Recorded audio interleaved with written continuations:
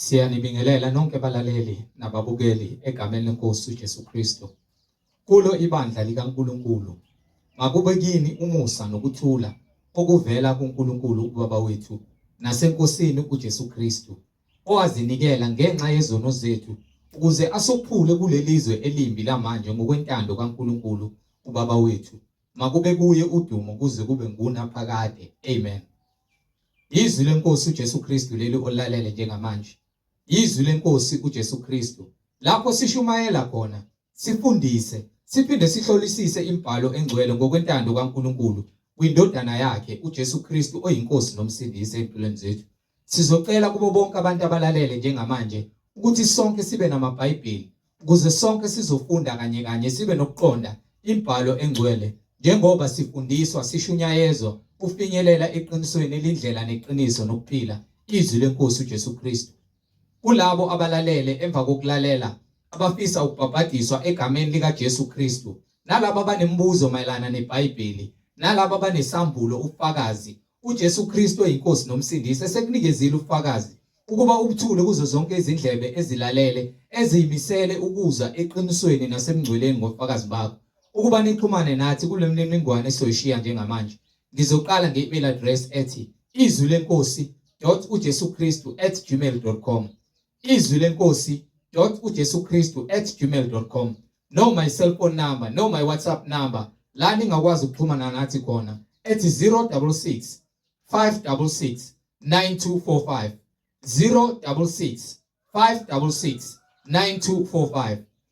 Izintshumayelo nezimfundiso ziyatholakala zonke ku-YouTube, lapho ungahlala khona phansi uphethe iBhayibheli lakho ulalelisise, uhlolisise imibhalo kube ngabe lokhu okuzwayo kuyafakazelwa yini imibhalo engcwele. Ku-YouTube uzosearcha uthi izwi leNkosi uJesu Kristu. Ungakhohlwa ukusubscribe, ungakhohlwa futhi nokupressa i-notification button ukuze ngaso sonke isikhathi uzoyithola izimfundiso eziphilileyo ezisiholela eqinisweni nasebungcweleni. Ungakhohlwa nokusherisha ilinki nezihlobo zakho, ikakhulukazi bonke labo ohlanganyela nabo ngaso sonke isikhathi manihlanganyela nithi niyamdumisa uNkulunkulu ngomoya nangeqiniso, nifakazelana ukuthi uJesu Kristu uyinkosi nomsindisi empilweni zenu, ukuze wonke umuntu ahlolisise imfundiso asuke ishunyayezwa nasuke ifundiswa ukube ngabe iyafakazelwa yini imibhalo engcwele. So ku-YouTube sherisha ilinki please, izwi leNkosi uJesu Kristu, izwi leNkosi uJesu Kristu. Ake sigobise amakhanda, sivala amehlo, sibonge uBaba wethu osezulwini ngalesikhathi samanje ukuba imphefumulo yethu isakithi nokuthi sinamandla okuba silizwe ilizwi lakhe lisilungisise. Ake sigobise amakhanda, sivala amehlo. Baba wethu osezulwini, malingcweliswe igama lakho, umbuso wakho mawufike, intando yakho mayenziwe emhlabeni njengasezulwini. Usiphe namhlanje isinkwa sethu semihla ngemihla. Usithethelela amacala ethu njengoba nathi sibathethelela bonke abasonayo. Ungasingenise ekulingweni kodwa usindise kokubi, ngokuba umbuso ungowakho namandla nobukhosi uJesu Kristu uyinkosi nomsindisi. Amen.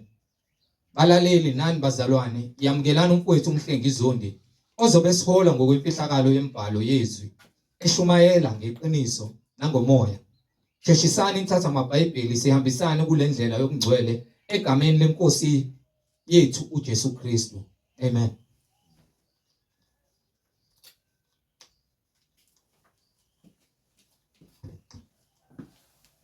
Ngibingelela bazalwane egameni leNkosi uJesu Kristu umandla wonke. Siloke sibona ubufakazi ngawe imibhalo ukuthi yinye inkosi, yinye inkolo, omunye ubhapatizo egameni likaJesu Kristu. Siyambonga uNkulunkulu ngomusa wakhe asenzele wona ngabaprofethi bakhe abangcwele abanika izwi bathembeka kulo, baliphatha, badlulisela kubantu laba ubufakazi kulabo abakholwayo nalabo abangakholwayo ukuba konke akusho kwenzeka. So simbonga njalo uNkulunkulu ngindodana yakhe yona yodwa ayithumele emhlabeni ukuba izosindisa abantu bayo ngegazi layo elimsulwa elingenacala ezosindisa bonke abantu abasolekayo abanamacala ukuba basindiswe yilowo nalowo okholwayo egameni lakhe.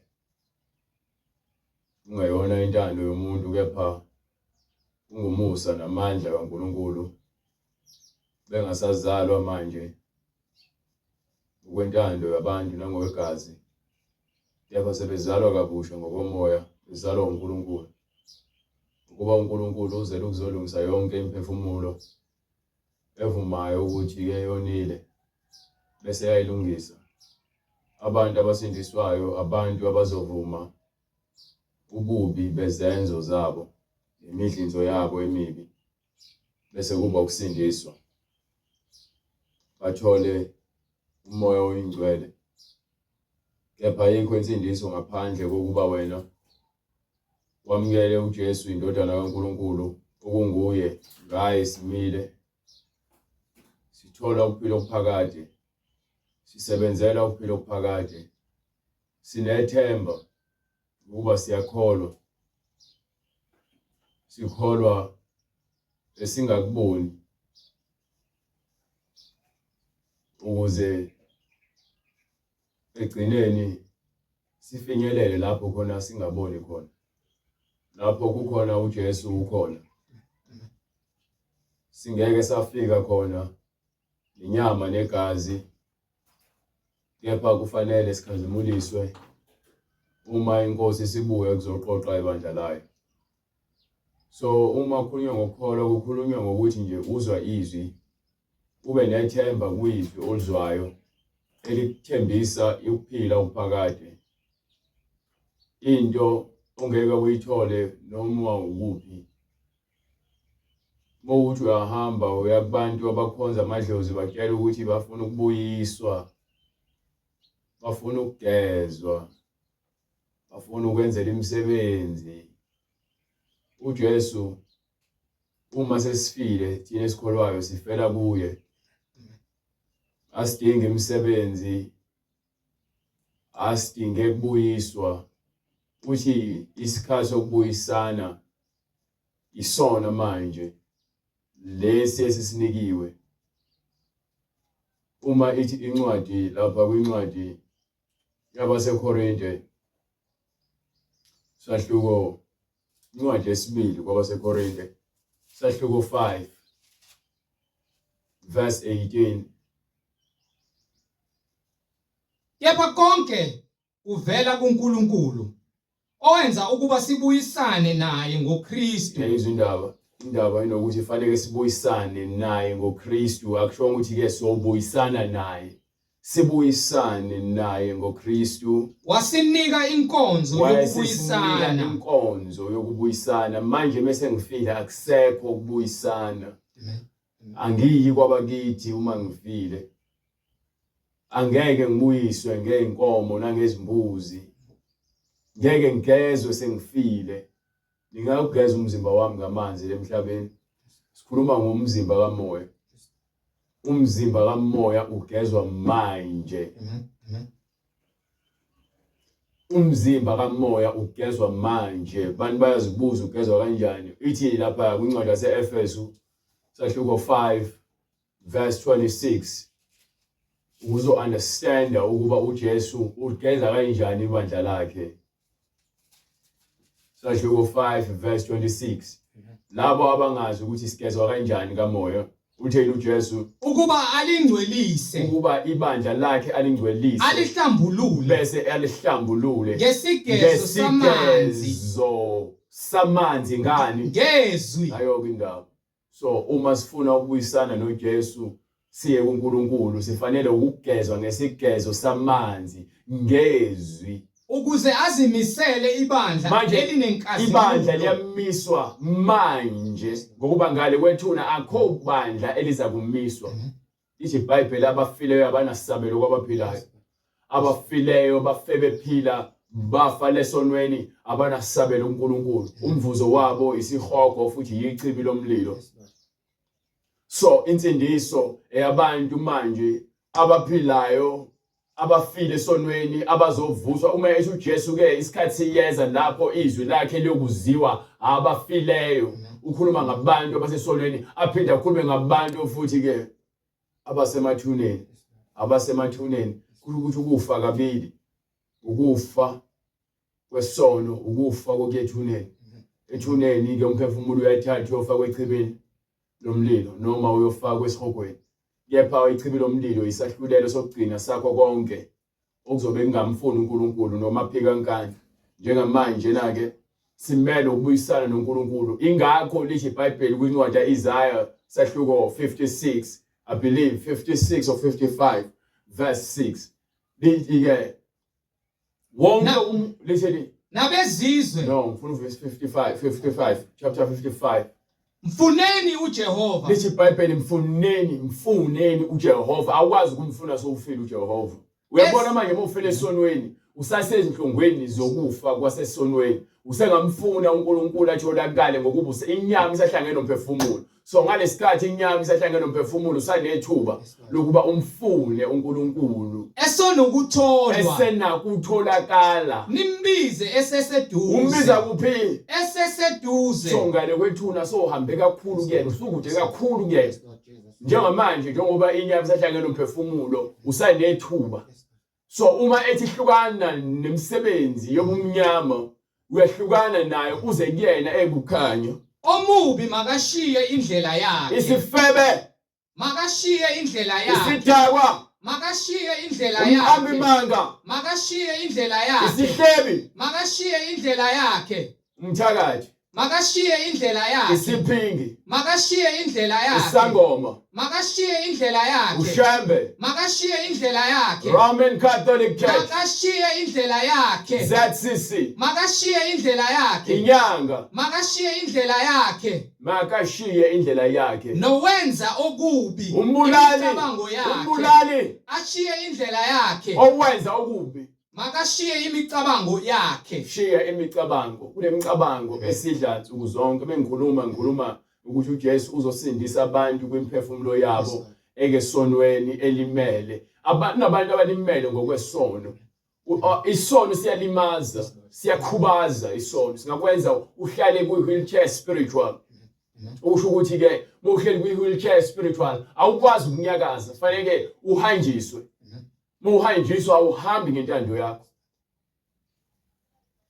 so awukwazi ukuzihambela uNkulunkulu uzela ukuzolulamisa abantu abangakwazi ukuzihambela abakwazi ukuzihambela usathana ukhubaza abantu abaningi ngesono abuyele kuJehova sifanele ukumfuna uNkulunkulu manje salokutholakala ngokuba lithi iBhayibheli ilizwi akakude lithi yabona lapha kwincwadi yezenzo sahluko 17 from verse 24 lithi uNkulunkulu akahlala emathempelini enziwe ngezandla sazi ukuthi lokho uNkulunkulu wenze izulu ngamandla akhe so menze izulu ngamandla akhe iqhubeka ithini ngokuba uNkulunkulu owenza umhlaba nakho konke okukuwo yena uyinkosi yezulu nomhlaba uyinkosi mina ngifuna ukukhonza inkosi yezulu nomhlaba akahlala emathempelini enziwe so ngezandla amnakwakha ithempeli emhlabeni bese ngithi uNkulunkulu uhlala khona izwi lakhe kumele libe khona ukhuluma no Solomon no David athi ke lapho khona nakuMoses uthi lapho uNkulunkulu ayokwakha khona indlu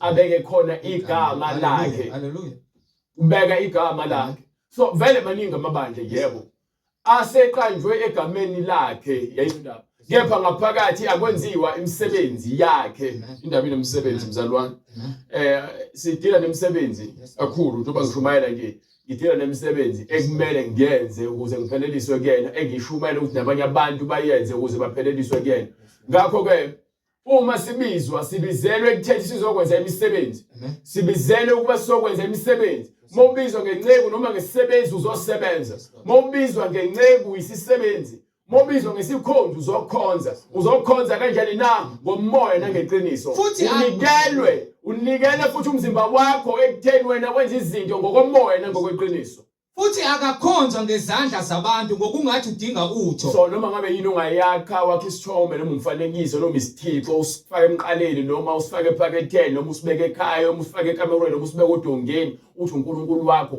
awukhonzi lo esimbizayo wena ukhonza leso sithombe okuyinto engenamsebenzi. Uma ithemba lakho likwinto ephathekayo uthi wena ke loyo nto iza yabo kufanele ukuhlaba isilwane imbuzi ufake isiphandla isithixo leso ufake isikhumba esandleni sakhe egameni lamadlozi egameni lokhokho egameni likagogo. Fana lento ukuthi kuthiwa kuyalotsholwa kuthiwa kumbathiswa umuntu ongasekho ukufa lokho umsangano lokho ubuwula lokho usathane waniphuphuzekisa. Mokuthi uthi umKristu bekuthiwa uthi olobola lapho khona bengakholwa bekutshela ukuthi mbathisa ugogo ungakulingwe ivume lonto leyo ongasekho umbathise nomkhulu ongasekho awukwazi ukuyenza lonto leyo soze yena obakho bonke ukuphila. So thina usinike ukuphila nokuphefumula ngoba zonke izinto ezidaliwe eziphefumulayo zakhiwe nguye. So kwenzeka kanjani ukuthi ngakhe isinto ngesandla sami noma ngakhe isithombe ngithi uNkulunkulu wami noma ngakhe isithombe ngifake esikibheni ngithi uJesu. Lonto yubulima usathana iphuphuzekisa ukuthi ukhonza into edaliweyo. Akekho nayo incwadi eBhayibhelini lethi asakhe imfanekiso sithi ke uNkulunkulu noma uJesu. Ayikho neyodwa incwadi efakaza ngalolu leyo. Obapha bonke ukuphila nokuphefumula nakho konke. Ukuphila nokuphefumula nakho konke. Wazenza izizwe zonke ngagazi linye. So wenza izizwe zonke. Wenza izizwe zonke. Wenza izizwe zonke ngagazi linye. China gazi linye. India gazi linye. Umsuthu umZulu, umXhosa, Nigerian, iBhulu, umlungu wase-Europe, Jamaican, American, Indonesia, Jews, ukuba zakhe ebusweni bonke bomhlaba. Izimfuno ezingafani igazi lilodwa, izimfuno nezinqumo esizithathayo azifani kepha igazi asinakulukhetha. Ngeke usike umlungu aphuma igazi elimhlophe. Ngeke usike mina aphuma igazi elimnyama. Igazi elilodwa ufika kuphuma umbala obomvu. Igazi elilodwa. Ukuba zakhe ebusweni bonke bomhlaba. Safanelwe ukuthi ke sakhe wasigcwalisa umhlaba wonke yena ngamandla akhe. Wamisa izikhathi ezinqunyiweyo. Wayesebeka izikhathi ezinqunyiweyo zemikhawulo. Yokuhlala kwazo. Yokuhlala kwethu. Ukuze zimfune uNkulunkulu. So ukuze zimfune uNkulunkulu.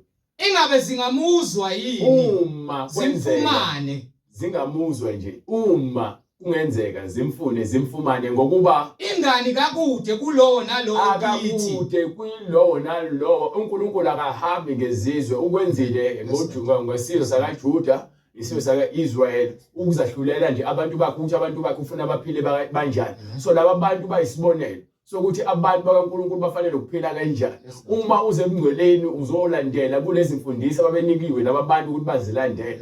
Ngokuba wena usuzoqonda ukuthi uNkulunkulu akahambi ngokwenyama nangokwegazi uhamba ngokomoya. Laba bantu abakhetha ngokomoya hayi ngokwegazi. So ngokwesizwe kwaba isizwe sakaIsrael kepha kwangelona igazi elihlukile kunabanye abantu. So manje sinikwe inkonzo yokubuyisana noNkulunkulu ngendodana yakhe ngomoya. Igazi likaJesu lefana negazi labo bonke abantu ngombala kepha ukuthi lona limsule ngokuba kasenzanga isono. So ngaleyo ndlela sibizwa ngaye okuyena omsulwa uthi wenze izizwe zonke ngegazi linye. Wazigcwalisa ubuso bomhlaba wathi ke ngokubeka kwesikhathi ngemkhawulo yabo uma kungenzeka bemfuna uNkulunkulu ngokuba kakude ngoba abafuna uNkulunkulu bafuna iqiniso bafuna umoya kaNkulunkulu bafuna imfundiso ephelileyo. Lo mfundiso ephelileyo iqhamuka ngoJesu. Ingakho uJesu ethi ke lowo uzelwe ngaphansi kwesizwe sakaJuda kepha uma esefika emhlabeni uthi ke hambani nezizweni zonke niyokwenza abafundi. Akusakhulumi ngamaJuda kuphela. KumaJuda uze uzogcwalisa kubona ukuthi izwi lifikile kunina njengokusho kwembhalo nabaprofeti ababengaphambi kwenu ukuthi uyakufika umsindisi. So umsindisi uzosindiswa izwe lonke. Ngokuba siphila sihamba sikhona kuye. Sihamba sikhona kuye. Njengalokho izibongi ezithile zakini zishilo zathi ngokuba futhi siyinzalo yakhe. Siyinzalo yakhe ngokomoya sakhiwa nguye. Kepha ngokwezinqumo nezimfuno salandela izinhliziyo zethu. Ingakho ubona kukhona amaqembu epolitiki, ingakho ubona kukhona amabandla ngamaqembu ukuba yini sekuhamba ngezimfuno zezinhliziyo zabaholi bamabandla nepolitiki. Akusahambi ngokomoya lithi iBhayibheli masikhulume ilizwi linye sibe mqondo omunye. Mangabe ikhona ozifunela okwakhe, yilowo nalowo akafunele umakhelwane wakhe okuhle. Do you understand ukuthi instruction noma umyalelo usobala? So uma ubone ngathi ibandla lakho lingcono mosha isikhathi, mina ngifuna ngathi ungabona izwi ukuthi lingcono li-right liphelile. Khona uzophila ngokomphefumulo. Ukuba sifela kuphezulweni zethu. Sife ngenxa abantu abasiholayo abasitshela izinto esifuna ukuzizwa ngenxa ukuthi bafuna sibalandele. Abafuni ukuthi usindiswe. Yabona ukuba bengifuna ningilandele bezongitshela zonke izinto ezimnandi. Ngabe nginabalandeli abaningi futhi. Ngabe nginama-subscribers ezala ku-5,000 manje. Ukuba ngikhuluma ivangeli lasemhlabeni elijabulisa inyama. Kepha ngokuba ngikhuluma lento eseBhayibhelini ekuyiyona abantu abaphathe amabhayibheli bayayazi kepha bayinqaba. Ithi incwadi lapha kwincwadi yaThithu sahluko 2 sahluko 1. Incwadi yaThithu sahluko 1 verse 11, 12, 13, 14, 15, 16. Ithini?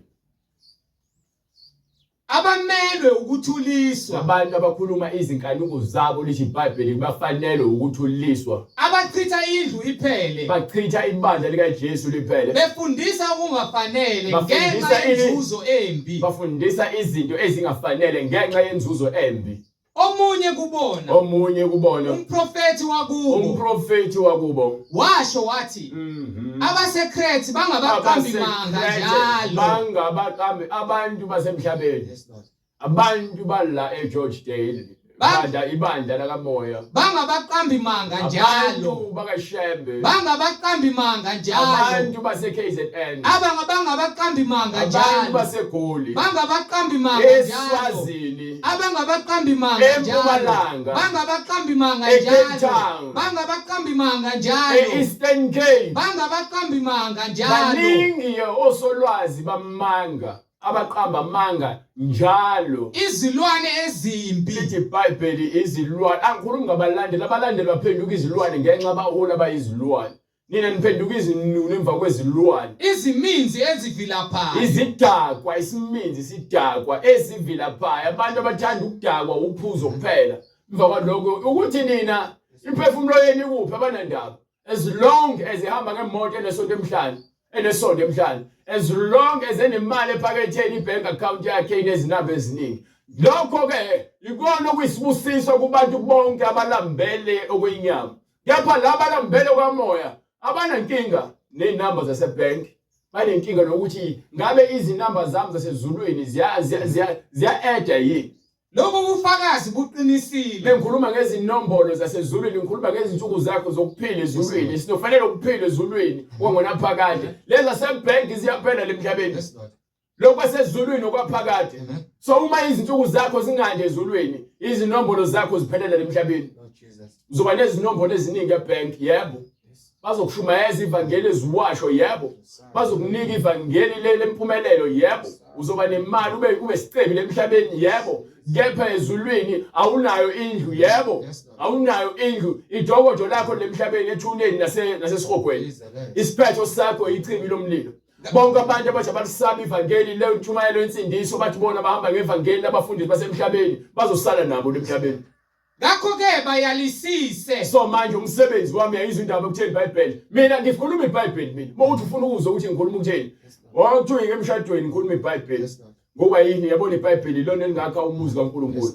Uma lingakho iBhayibheli ngeke uzube khona umuzi. Mungifika ngihle nabantu fanele ngibe umuntu othi noma engakhulumi ngithi ngifike ngibe ngikhuluma iBhayibheli fanele ngikwazi ukuthi ngilinge isikhathi sokuthi ngikhuluma iBhayibheli ukuze abantu bezoza ukuphila nokulunga. iBhayibheli lokulunga nokuphila. You understand? iBhayibheli lokulunga nokuphila. So liya apply kwi relationship, liya apply emsebenzini, liya apply kwipolitiki, liya apply kuphi yonke indawo emgaqweni iBhayibheli ngokuba yini amazwi okuphila kwalomhlaba iBhayibheli. Hallelujah.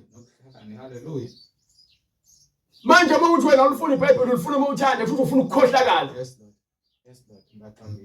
Mawuthi awufuni iBhayibheli wena ufuna ukukhohlakala ufuna ukuba seBhayibhelini mawuthanda mawuzizwa sengathi uneme mzukwane uvuke ukukhohlakala kwakho ufuna ukuphuma eBhayibhelini bese uthi hayi engathi ukhonza kakhulu ingokuba yini isono lesi sifuna ukukhipha bayizilwane Sathane ukubambile uthi Sathane ke bayizilwane ezimbi iziminzi ezivilaphayo ingakho abafundisi bale emhlabeni bathi ke phela fanele sikwazi ukuthi samukele nalabo abangaphandle senze izinto zentsha ezobajabulisa ngoba basebasha lalela akho busha bakho ozobudla ngaphakathi esontweni bangabaqamba imanga njalo ngizoqamba amanga la ngiqambela iBhayibheli amanga ngemfundiso zene ezikhohlakele zasezweni lithini iBhayibheli ngakho ke ubayalisise umsebenzi wami lo kuphela ayikho enye into uma ufuna ukwazi umsebenzi wami lisho iBhayibheli ke lapha kwincwadi ya Timotheo sahluko incwadi yesibili ka Timotheo sahluko 3 from verse 12 13 14 15 and 16 and 17 yebo bonke abathanda ukuhamba ngokumesaba uNkulunkulu yebo bonke abahamba ngokumesaba uNkulunkulu uKristu Jesu abahamba kuKristu Jesu bayakuzingelwa kepha abantu ababi yepha bonke abantu ababi nabakhohlisi nalabo abakhohlisayo bazakuqhubekela phambili ebupini abantu abakhuluma iqiniso bazakuzingelwa bazondwe ngabantu ngisho abantu abangamakholwa bazozondwa abantu abakhuluma iqiniso kepha abantu ababi bazoqhubeka bande ebubini bedukiswa nabo futhi bedukiswa kepha mina ke yima kulokho nawe ke okufundileyo nowaqiniseka nalokho oqiniseke kukho wazi ukuthi kufunde kobani uyazi ufunde kubani into oyilandelayo uyazi na Mewukuthi ubona abafundisi bamanga uyifunde kubona mewukuthi ubona abafundisi beqiniso uyifunde kubona so uzozahlulela wena ukuthi ke lokho okuphambili ukubamba enganiphi you understand glory to God uzoyizwa lento le nokuthi kusukela ebuntwaneni nokuthi ke kusukela ebuntwaneni bakho wazi imibhalo engcwele enamandla you understand ukuthi mina akusona ukusukela ebuncaneni bami iBhayibheli ngilaze nje 3 years ago umoya ingcwele wafika wangigcwalisa you understand ngale sikhathi ngiziphilele sonke lesikhathi angazi ngisinde kanjani ukuze kufike lesikhathi kepha ngiyaphila so umusa kaNkulunkulu wandele nanombani oza kuthola wamkele ukuthi uzothola nini akukho emandleni ami ingakho mina ngingaphoqi ukuthi abantu basindiswe ngenkani ngilokho ngilandela abantu ukuthi ke bahlale insindisweni ngokuba akukho emandleni ami angiyena uJesu Kristu umsebenzi wami ukushumayela ivangeli yilowo nalowo onentshisekelo nalowo ozwa impilo kule vangeli uyabambelela thaka akabambeleli ngenxa yami ubambelela ngenxa yokuthi yena uyakuza ukuphila kulamazwi yakhulunywa ivangeli kaJesu understand go ahead nokuthi kusukela ebuntwaneni wazi imibhalo engcwele enamandla okukuhlakanipha no right kusukela ebuncaneni wazi imibhalo engcwele wazi hayi ukuthi wayazi imibhalo engcwele enamandla okukuhlakaniphisa so mina ngihlezi ngikhuluma nabantu ngithi uma ungakholelwa izinto ezila ekubeni yonke into ikhuluma ngembhalo etholakalayo eBhayibhelini uqhamuka umuntu ozokhuluma into engekho eBhayibhelini bese uyamkholwa wena uyisiwula ngokuba wena ulandela imfundiso yobuwula engafakazelwa iBhayibheli elethwe isiminzi nesilwane kube insindiso leBhayibheli leli limbhalo elinikela bonke abantu ukuthi bonke abantu abafuna ukuzwa uNkulunkulu nabo ubufakazi nayo indlela ekumele bambe ngayo you understand go ahead kube insindiso ngokukholwa uKristu Jesu yonke imibhalo iphefumulelwe nguNkulunkulu isizathu ukuthi ngikhuluma iBhayibheli ngiphefumule lona ngokuba lithi yonke imibhalo iphefumulelwe nguNkulunkulu ilungele ukufundisa nokusola ilungele ukufundisa nokusola nokuqondisa nokuyala ekulungeni so umsebenzi wami nje ukuthi mina ngihlale kwizwi likaNkulunkulu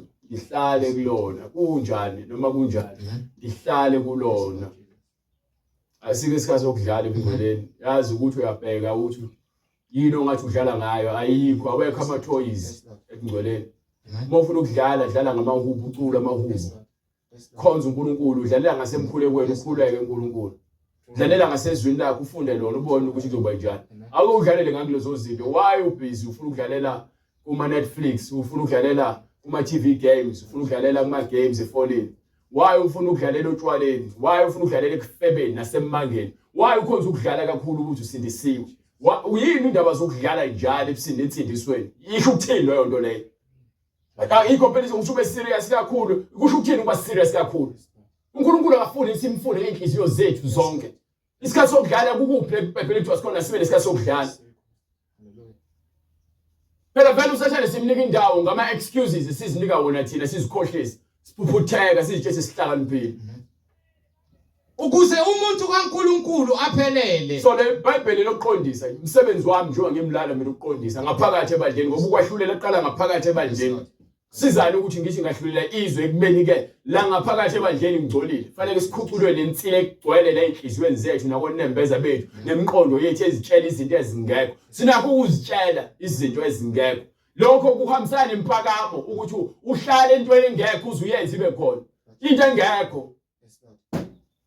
Ngokuba yini ubanjwe umoya wempakamo nenkohlisi, umoya wempakamo nenkohlisi ukwenza ukuthi uzitshele into engekho. Uyibona ikhona, ingekho. Uziphile kwena into engekho.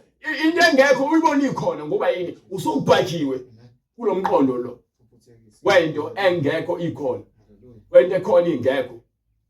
Nike incwadi lelo ntuzana Bright ade ngifuna Timotheo usahluka le ntuzana yathithu bese ngakoqeda. Mayelana nawe iBhayibheli lithi bayalisise bekuzobatshela ukuthi ngenza yonke le nto engenzayo ngalo iBhayibheli elinginika igunya lokuthi mangikwenze lokho ngiqondise yonke into incwadi yathithu usahluko 1 ethini Lobo bufakazi buqinisile. lo ufakazi ke obuthi bayalisise ubaqondisise buqinisile Ngakho ke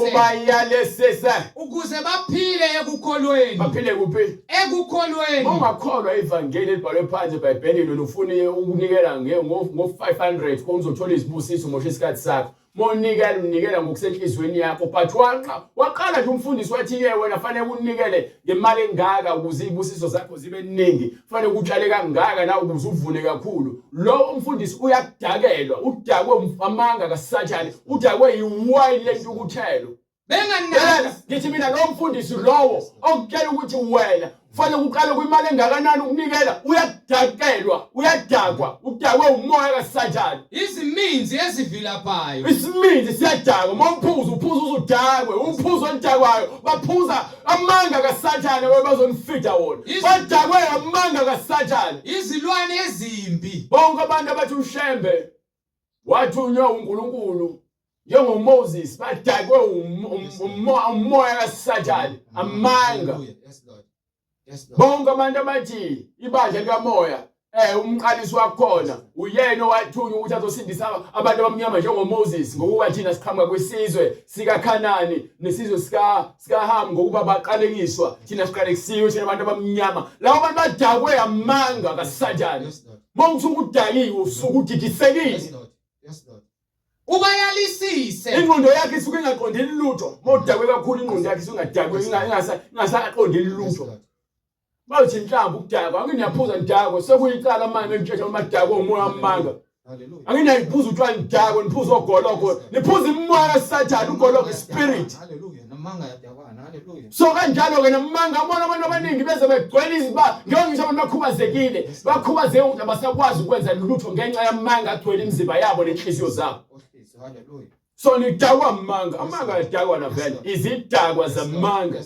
khona izidakwa zophuzo onamandla izidakwa zewayini bese kuba khona izidakwa zamandla amanga nokufeba Ubayalisise so ngalokho ke ngimile la ngiyayalisisa ukuze baphile ekukholweni. ukuze niphile kuphi Ekukholweni. uma ungafuna ivangeli eliphilileyo elela lo nto le iBhayibheli ke lapha kwincwadi yaseKorinte isahluko incwadi yokuqala isahluko 6 sukela kuverse 6 to verse 10 ithi Kodwa ke umzalwane omangalela umzalwane nalokhu akwenza phambi kwabangakholwayo na. izolo nto leyo so indaba zasebandleni uma ngithatha indaba zabazalwane basebandleni ngizikhiphela ngaphandle mina ke ngibe ngithi ngikholwa nabo ngiyisikhohlakali ngiyafana nalabantu engibatshela izindaba zabantu zabasindisiweyo mina angazi lutho. Nempela kunalokhu sekuyisile. Nempela kunalokhu sekuyisici esikini ukuba nimangalelane. Yini ukuba ningavumi nakanye ukoniwa. So uthi uJesu umpostoli Paul la uthi angikwazi ukuthatha uBright ngimuse enkantolo. Angikwazi ukuthatha umzalwane ngimuse enkantolo. Noma ngana le nkantolo. Bekhona abazalwane ingabe sihlala phansi sidinga ukuthi udaba. uJesu siyalile ngalona. Uthi uJesu uma umuntu ekumangalela vuma noma uthi bekhanga empama nike esinye isihlathi. So uthi uJesu ngalomfanekiso uma umuntu ekwenza kabi ngeke akwenze kabi. Uma umuntu efuna ukuphunza ibhantshi lakho mnike nelinye ngaphezulu. Yini ukuba ningavumi nakanye ukuphangwa na. Uma uJesu ethi ke uma umuntu ekusa enkantolo enza ukuthula naye isake endleleni. Ngokuba uma nifika ngale uma ukuthi ukuthula kukho la nizofika ngale niyogwetshwa. Wena uzohamba uyogwetshwa ugwetshela ukuthi buyazi indlela. Kepha wena wakhetha ukufana nomuntu wasezweni. You understand ukuthi iBhayibheli liyasiphuza ukuthi singabi ngabantu abazilwelayo emhlabeni ngokuba uthi impindiselo ngeyakhe. You understand? So manje bethu ke umpostoli yini ungavumi ukuba wena uzokwenziwa kabi. Ibhlungu indaba okwenziwa kabi. Kubhlungu ukwenziwa kabi. Kubhlungu. Kangakanani bese kumele ukuvumeke ukuthi wenziwe kabi. Then labo sokuqonda ukuthi amandla kaNkulunkulu asiyabonakaliswa ngalesikhathi usuvuma ukwenziwa njani kabi. Thakathakeni bakho. Hallelujah. Amandla akhe azobonakaliswa uma kwenzeka isitsha sakho senzeka okubi noma siphindiseleka okubi emva kokuthi akwenze kabi. Ungalinge usizakale ngokulimala kwakhe. Ukuba ke uNkulunkulu uyakubuyisela lokhuya kuwe ngokuba wena usizakala ngokubi. Yezolona wena akufanele usizakale ngokubi mzalwane ungasizakali ngokubi. Ngalinge usizakale ngokubi. Kepha nina uqobo niyona. Kepha ke uma sithatha izindaba zasebandleni sizikhiphela ngaphandle siyona. Niyaphanga. Siyaphanga. Nikwenza lokhu. Sikwenza lokhu. Nakubazalwane benu. Sizenza lezinto kusho kubazalwane bethu. Go ahead.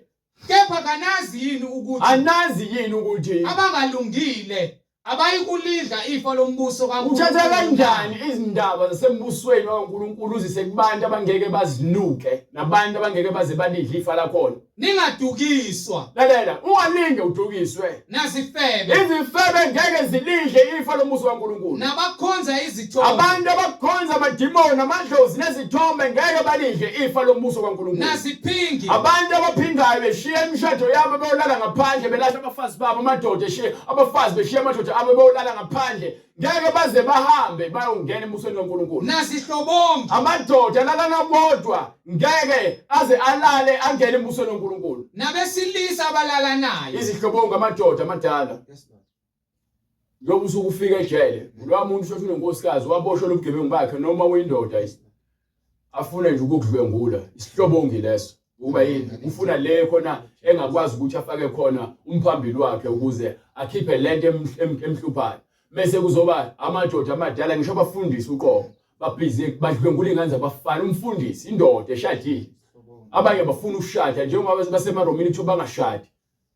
Ngoba yini bona bashade noNkulunkulu bashade nebandla. Ayikho lonto leyo. Akhona yokuthi incwadi ifakaza lokho. Abapriest ababekhethwe uNkulunkulu babe nemizi yabo bezele. Abapostoli babezele. Ubaba kaJohane uMbhapatisi wayehambe enomsebenzi awenza eThempelini wayezele. uSamuel wena madodana wayesebenza eThempelini wayezele izingane. Imfundiso kwabani ukuthi ke abantu abakholwayo nabantu abasebenza ealtare afanele babe nezingane noma babe nabafazi ngoba umfazi wabo ibandla. Ayikho lonto ababona uJesu kuphela ongazange abe nomfazi. Umfazi wakhe ibandla. Ithina abantu abangcwele sizelwe ibandla lika Jesu. Yizwi lakhe. So indaba ila ekutheni uma usindiswa usindiselwa ukuthi wena uphelele uJesu. Awupheleli wena ukuthi ujabulisa abanye abantu. Ngalo ndlela leyo Thina abantu abasindisiwe sifuneka ukuqonda imibhalo.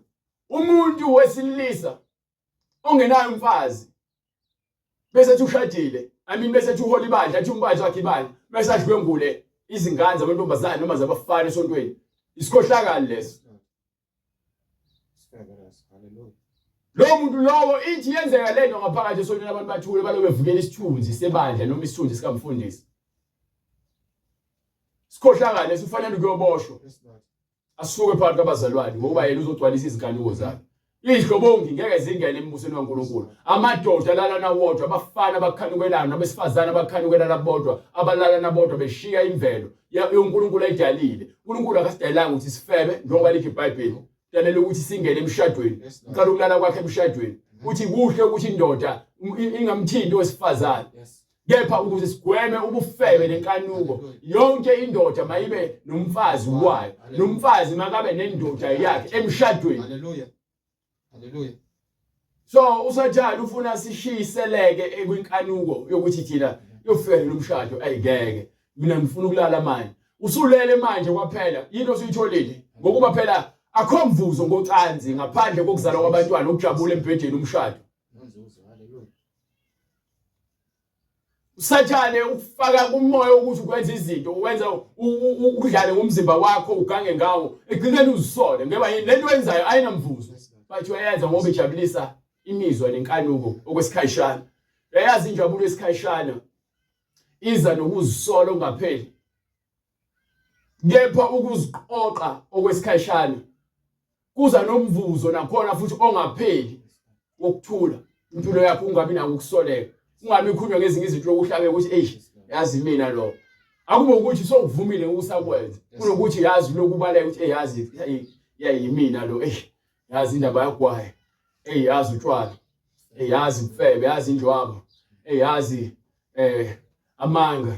Yazi inzondo. Yazi ukubulala. Lalela, indaba yokukhipha izisu, indaba yokuchitha uchithe imbewu yakho kwicondom noma uchithele ngaphandle, ukubulala yonke lonke, ukubulala imvelo. Ukuhlela umndeni lento ukuthi nihambe lokodokotela abanika amaphilisi ukuthi wena ufuna ukuzala nokufaka izinto ezibelethweni zenu ukuze ningezuzala, ningezumitha, nibulawa inkohlakalo noSathane enibambile ukuthi ke ningafinyeleli emshadweni ngokupheleleyo. Emlozo lokho kulale phindelele ethi uyakuthanda ethi ufuna ukushada lo ngeyilanga gwiqiqi. So uyezwa so uthi kuthiwa ulele neintombazane wayizalisa. So uphatheke kabi manje kwathi akakuthandi kanti akaza kuthanda useqaleni wefuna ukungena phakathi kwemlenze yakhe akulale. Uma vele yona into uSathane afuna isigijimele ukulalana yini. Hallelujah. Ingakho bedayisa ama-condom. Ingakho bedlala ama-movie agcwele imikhuba yomfebe nenkanuko.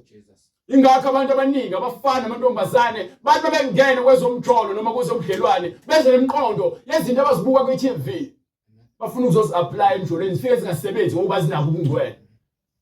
Bese umuntu aloku ebheka omunye umuntu angazibhekeli ukuthi uze nengqondo e-wrong ebudlelwaneni nasemngcweleni.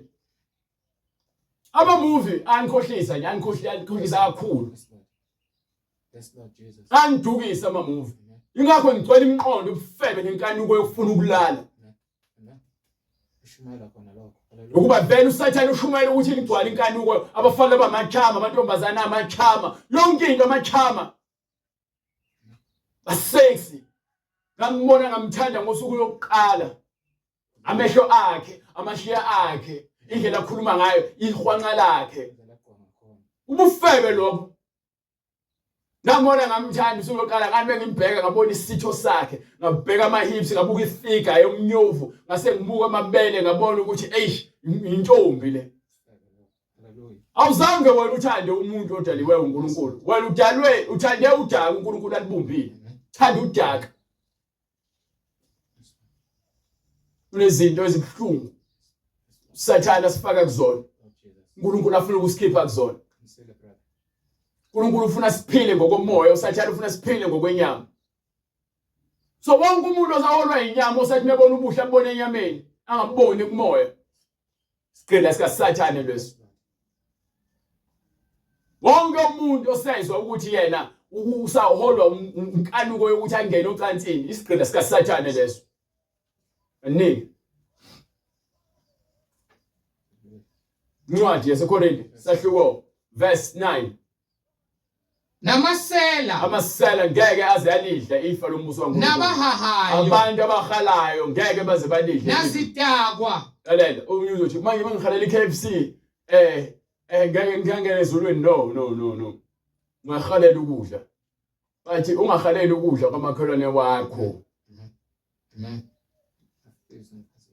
Ungahaleli futhi ke umfazi ukuhalela into ongenayo engesiyone yakho. Mawukuthi unemali yokuyithenga into ungahamba uyithenga iKFC nePizza yakho. Mase uthanda kodwa lezinto lezi ezidaliweyo njengeimpahla zokugqoka izimoto abantu besifazane imizi usathane kufuna abanjalo ingakho athi kuJesu emkhuphule entabeni emkhombisa umbuso wasemhlabeni ethi uma ngase uguqe phambi kwami ngiyokunika konke lokho okubonayo ukhazi. So usathane kubantu abangakholwa uletha abafundisi bamanga abathini bathi thinde sekuyakho tshela umakhelwane wakho ukuthi usenayo bakhuluma ngezinto eziphathekayo bathi tshela umakhelwane wakho ikheze emoto kuzobe zakhe tshela umakhelwane wakho ukuthi ke lo muzi uzoba nawo tshela umakhelwane wakho ukuthi uzoba nomfazi. Alikho ivangeli noma ivesi eBhayibhelini elikhuluma ngalo yona kepha ngiyayikholelwa ilonto leyo. Hallelujah. Ngoba uzothi osebenzisa ivesi ukuthi uJesu konke enicelayo ikholwa uyakwenza akashoka ukuthi kepha hamba ukhomba izinto zabantu uthe zakho umoya wokuhala lo. iBhayibheli aneliswa yilokho nako aneliswa lento ekuthiwa aneliswa inzima ukuyamkela kubantu abaningi aneliswa. Amen. Nazidakwa Izidakwa ngeke zingene embusweni kaNkulunkulu. nazithuki Izidakwa eliziBhayibheli litheni lithe izidakwa abantu futhi abathuka inhlamba nabaphangi nabantu abagebenga abanye abantu abayikulidla ifa lombuso kaNkulunkulu. so iBhayibheli uqondile mawuthi ufuna insindiso wena ufuna ukuhamba ngemfundiso ebhalwe phansi ekuyiyona ezokuholela ezulwini awukholelwa mina awukholelwa omunye umuntu ukholelwa umphefumulo wakho. Amen. Onika incwadi yathi ithu sesizoqeda kwena bese uhamba unginika incwadi yalontuzana yaMathewu sahluko 10. Ufuna incwadi yathi ithu sahluko 1 verse 14.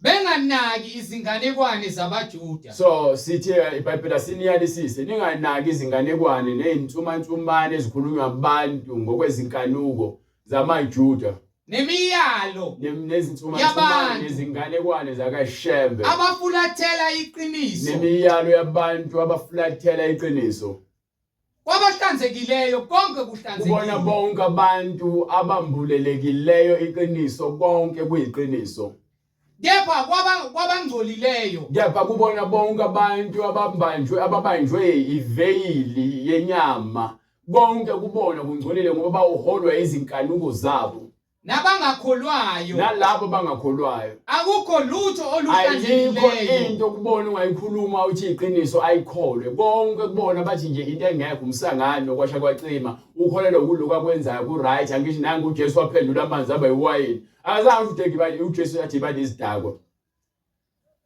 akazasho nje uJesu ukuthi bathi izidakwa. Hallelujah. Uphuze wayini akunenkinga kancane kepha kwemosuliphuzela ukudakwa so ungene kuheke obuza la kumina mina ngikhuluma ngento engiyazi iwayini liyadakana likubuholele ekufeni iwayini la ngiwisa kabuhlungu yazi ungene esonweni sowulazi iqiniso kubuhlungu kanjani umuntu olithanda iqiniso. Ngiyalithanda iqiniso. Ngiyalithanda iqiniso.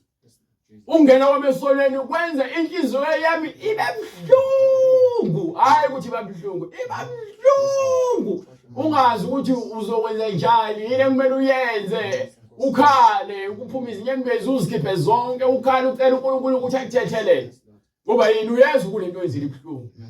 So lonto leyo yenza ukuthi noma uyibona into ezokholela esonweni ubaleke kakhulu njengoba usuku ubone inyoka ubalekela ukuphila kwakho ngoba yini uunderstand indaba yesono nje ibuhlungu kakhulu angifuqa abamanga ngiyakubona ukuhletshwa inyosi kubuhlungu ngingashawa inyoka kube buhlungu ngashawa umuntu ngempama kube buhlungu ngagenqeka nemoto kube buhlungu kepha isono no Sibuhlungu isono kumuntu osaziyo Yes, Lord. elazi iqiniso esenzile. Ngikhuluma ngomuntu mina osintshontshayo isono ufuna ukusimixa leqiniso. Akezwa lutho lo muntu ngoba uyamixa.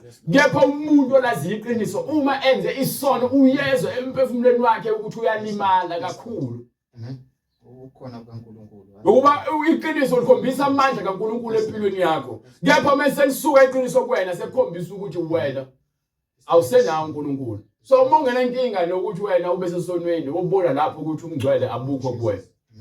Anike. Kwabahlanzekileyo konke kuhlanzekile, kepha Kwabahlanzekileyo kwabangcolileyo konke kuhlanzekile kepha kulabo abangcolileyo nabangakholwayo nabangakholwayo akukho lutho akukho oluhlanzekileyo, lutho oluhlanzekileyo. kodwa kungcole ingqondo Ungcole yabo. ingqondo. So mekungcole kusuka ngaphakathi kusho ukuthi ngaphandle konakele. Nonembeza wabo Nonembeza wabo ungcolile. Kusho ukuthi mengcolele izinto eziwu2. Kuyabheda kakhulu. Hallelujah. Unembeza nengqondo ufe ngaphakathi. Hallelujah. Kepha mase kuphila unembeza nengqondo so uyaphila. Yes, Lord Jesus. bavuma ukuthi bayamazi uNkulunkulu, Ngemlomo bevuma ukuthi bayamazi uNkulunkulu. kepha bayamphika ngemisebenzi yabo. Ngemisebenzi bayamphika. Bengabenyanyekayo I-makeup uyamphika uNkulunkulu, ama-tattoo uyamphika uNkulunkulu, inwele zokufakela uyamphika uNkulunkulu, umuntu wesifazane ufaka amabhluko uyamphika uNkulunkulu, ama-crocs uyamphika uNkulunkulu, ama-skinny jean uyamphika uNkulunkulu, izikhindi ezincane eziveza imiswephe ezinye uyamphika uNkulunkulu. You understand? Ukuthanda ukuhalela impahla ezibizayo uyamphika uNkulunkulu. bayamphika ngemisebenzi yabo, bengabanyanyekayo nabangalaleliyo, Nabangalaleliyo. nasemisebenzini yonke emihle Nasemisebenzini yonke emihle. kabanasizo lutho. Emisebenzini yonke emihle abanasizo ngalutho. Ngakho ke bonke abantu abafuna ukuza uNkulunkulu bezoba usizo. Uthi uJesu lapha kwincwadi yaMateyu sengivala sahluko 10 from verse 26. Ngakho ke ningabesabi, ngokuba akukho okusithekileyo ongayi kukwambulwa. Ingakho ngishumayelani ayikho into engisaba ukisho ukuba uma ngisaba ukutshela nini izono zenu eziphambeko zenu. Mina ngiyini? Ningobani nina? Kuyongisiza ngani ukuthi ngizuze ukhona benu nodumo lwenu egcineni bese emva kwalokho ngesihogweni. Lithi iBhayibheli ke ungabesabi ngoba kwazi ukubulala inyama kuphela bese beqede ngenyama basakwazi ukwenza lutho. Kepha mangisabe lo ukuthi bese bulela inyama aphinde athathe umphefumulo ufake esihogweni. You understand? Athini? Nokufihliweyo ongayi kwaziwa. Akukho okufihliweyo ngeke kuvele. Lokhu enginitshela khona Konke lokho asitshela kona ebumnyameni ukhulumene kukhanyeni, masikhulume kuphi? ekukhanyeni. Sikela bonke abantu zonke izinto ezikeBhayibhelini. Yes, Lord. Go ahead. Nalokho nikuzwayo endlebeni kushumayeleni phezu kwezindlu. Yes. Ningabesabi ababulala umzimba, bengenamandla okubulala umphefumulo. Mawukuthi ivangeli ke lika Jesu lothando akukho ukuthi sitshela abantu iziphambeko zabo. Why uJesu ekhuluma kanje? Why kumele singabesaba abantu ababulala inyama? Ngoba uyazi uJesu ukuthi into eseshubayela ibhlungu. Yes, Lord. Ingakho ngibona ngishumayela ngokwethembeka nangokuzithemba kuJesu ukuthi lokho engikushumelayo kwaJesu ukuthi uthini umuntu anginandaba. Yazi anginandaba ukuthi ngithini. Anginandaba ngempela ukuthi bathini abafundisi beni baka YouTube naku-internet. Mina nifuna ukungihlangulula nithi mina ngishumela kanje usho uJesu. Hallelujah. Uthi ke masishumayela njengaye ke ngeke basithande. Uma izwe lingamthandanga yena bethiwa sithanda mina bengubani mina? Lord Jesus. Ngiyini mina? Kepha kunalokho mesabeni onamandla okubhubhisa nomphefumulo nomzimba esihogweni. Hallelujah. Qhubeka. Akuthengwa yini imzwilili emibili ngendibilishi na? Kuthengwa imizuleli emibili ngendibilishi. UJesu uyena unikele ngegazi lakhe enikelela bonke abantu. Kepha akuyi kuwa Kepha phansi ke namunye kuyo. ekufeni kwemizuleli le akho le yodwa eyakuya phansi esihogweni. Ngaphandle kukayihlo, Ngokuba ubaba usibambile ngesandla usindisile. kodwa kini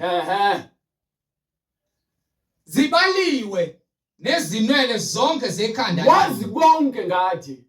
Ngakho Ngakho ke maningesabi masingakunaki ukwesaba thina. nina niyayidlula imizilili emibili. Sina sidlula imizwilili, sidlula bonke abantu abaningi lezweni ngoba sithengiwe ngenani legazi ngaye. Indibilishi le igazi lakhe esathengwa ngaye. Qhubeka.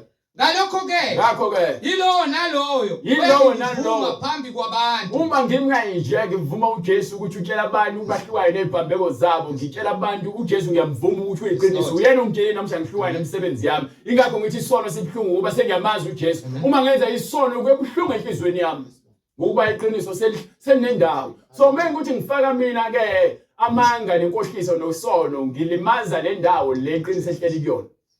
nami ngiyakumvuma phambi Nami kukababa ke ngiyakuvuma osezulwini. ke phambi kwababa osezulwini. Kepha lowo oyakungiphika Kepha phambi lo kwabantu labantu laba abangafuni ukuthi bavume ukubona sebesindisiwe, bafuna ukwenza izinto ezenziwe emakubo ngoba basaba bazoxoshwa emakubo. Lalela ukuthi bangaxosha kimi bexoshela uJesu baxosha kahle impela ukuba baxoshela insindiso yeqiniso. Kangakanani uxoshela ukuthi ufebile umithi.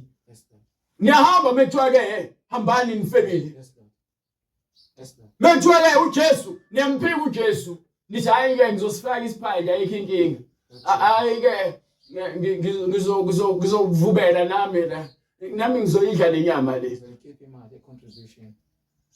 Ngoba yini niyabasaba abantu ngoJesu. Kepha ngemsebenzi ibona ukuthi ihlazi lemsebenzi eniyenzayo mina nizohlaza imndeni yenu ukuthi hawo ngizale noma ngikhulelwe ngingakoshadi. Yaya ufebe nenkohliso noSathane ukubambile. nami ngiyakumphika Nami ngiyakumphika. phambi kukababa So osezulwini. yonke imisebenzi oyenzayo uma ukuthi uJesu awumfakazeli lokumphika, impilo omngcwele ufuna ukuyiphila phambi kwabantu, ufuna ukuyipheka ecasheni, umosha isikhathi sakhe. Impilo omngcwele into kumele uyiphile nje, hayi ufo ukubukwa impilo yakho leyo yabela ukuthi uphile impilo omngcwele. Bebethi abantu abaningi asiqamba amanga ukuthi cha ngingeni mina, hambani nodwa. Bebethi abantu abaningi asamse joyintini ukuthi cha hambani nodwa. Asamse bomnandini hambani nodwa. Asamse olalela umaskandi hambani nodwa. Asamse obuka ibhola hambani nodwa. Hambani nodwa yini wena manje soyazi ukuthi ubizelweni wena. Hayi wena uyazitshela nje ubona ukuthi nje ungcono ngathi kulungile. uJesu ngiyamazi, ngimtholile lo ngisindisile. Maningi Ningasho ukuthi ngize ukuletha ukuthula Yes. emhlabeni. Angizanga ukuletha ukuthula kepha inkemba. kepha inkemba. Yebo ngize ukuphambanisa umuntu noyise Uzele ukuthi uzothi babakhe athi faka isiphandla uthi wena cha ngihamba noJesu. nendodakazi nonina. Athi uma wakho ke mntanami hamba uyokushada beyamfana ngoba unemali ke hamba ulala naye. Khiphe lesisu ngoba wena mntanami uzongilethela ihlazo. Umusa umazi uJesu uthi cha mama ngizosigcina lesisu ngeke ngiphinde ngifebe ngihamba noJesu. Nomalokazi noninazala. Malokazana ninazala umaluma uninazala umethi ke mntanami thatha imvubelo lesiyavubela namhlanje sokuthi umsebenzi uzothi wena umalokazana cha mama ngihamba noJesu. Nezitha zomuntu ziyakuba ngabendlu yakhe. Abantu bakini bonke besebenza ukuphambana bevumelana ngezinto ezingekho wena uzothi cha mina ngihamba noJesu ngimele iqiniso. Bebefuna ukubopha uzunge benza izinto ezokukhohlakala uthi cha mina ngihamba noJesu. Wena uvuma uJesu uma weqiniso uhlezi kwena. Awuphambaniswa abantu wena. Othanda uyise nonina Lapha kunami. bonke abantu abenza izinto ngenxa zabazali babo bengamsaba uJesu. Kangifanele. Bonke abantu abenza izinto befuna ukujabulisa abantu emhlabeni abamfanele uJesu. Nothanda indodana noma indodakazi kunami kangifanele. Indodana yakho yonile yamithisa noma intshontshile wena uyayiphekela ukuthi usindisiwe. Awufanele uJesu wena. Indodakazi yakho ekhipha isisu. Esikhongeze ukuthi wena uyitshele vuma izono zayo wena ufuna ukisa kumthandazi. Awufanele uJesu noma uthi usindisiwe. Nongathabathi isiphambano sakhe Noma kangilandele. ukwamukela ivangeli aphile ngalo. Kangifanele. Ongafuni ukuphila ivangeli. Kangifanele. Awufanele uJesu. Banika incwadi ezenzo bonke abantu abafuna ukuhamba noJesu ngokusemthethweni. Ukuba lento le inikelwe bonke abantu emhlabeni. Wonke umuntu ufanele ukuyazi. No angikhathali ukuba uqhamuka kuphi. Wonke umuntu ufanele ukuyazi. Lento lesinikelwe yona ukuba siyenze siphile. Impilo omngcwele. Sebekuzwa bahlabeka enhlizweni. Yes. Bathi kuPetru nakwabanye abapostoli. Madoda abazalwane. Siyakwenze njani na? Wasethena uPetru. Phendukani. Yes. yiloyo naloyo abhabhatizwe egameni likaJesu Kristu. kukho ukuthethelelwa kwezono zenu Yes. khona niyakwamukeliswa Isiphiwo sikamoya oyingcwele. ngokuba isithembiso ngesenu nesabantwana benu Yes. esabo bonke abakude bonke inkosi uNkulunkulu wethu eyakubabiza. So sishumayela ivangeli lokuphenduka bese uyabhabhadiswa ngamanzi ukuthethelelwa kwezono zakho ukuze uzogcwaliswa ngomoya oyingcwele. Uma ngakaze kwenziwe lokho kwena uyakudinga uyazi nawe ukuthi akaze kwenziwe noma kwenziwa ngendlela engafanele. Uma wathi wabhabhadiswa kepha usakhumbule awuyikho into ongathi uyayikholela ungazi ukuthi wabhabhadiswa kanjani. Uma uthi wabhabhadiswa egameni likaYise-Ndodana kaMoya oyingcwele akukho lokho eBhayibhelini. Kufanele ubhabhadiswe egameni likaJesu Kristu njengokusho nesenzo sabapostoli. Uma ungakwenzanga lokho wena uthi uyakholwa udlala ngesikhathi sakho. Bonke abantu abafuna ukubhabhadiswa bafuna ukuhamba le ndlela leyo kholo njengokusho kwemibhalo. Uma ungakwenzi njengokusho kwemibhalo umusha isikhathi sakho. uJesu Kristu uyinkosi. Ilo nalo ufuna ukubhabhadiswa uyakusithinta kumniningwano oyibonayo kwi-screen noma eshiyiwe ngesikhathi siqala intshumayelo. Siyabonga uNkulunkulu ngalesikhathi asenzele sona. Nalawa anembuzo mayelana neBhayibheli bayakusithinta. Ukuthi uNkulunkulu aqhubeka kancile. Siphinde futhi sibonane ngoLwesibili uNkulunkulu evumile. Jesu Kristu uyinkosi. Xesa umkhuleko.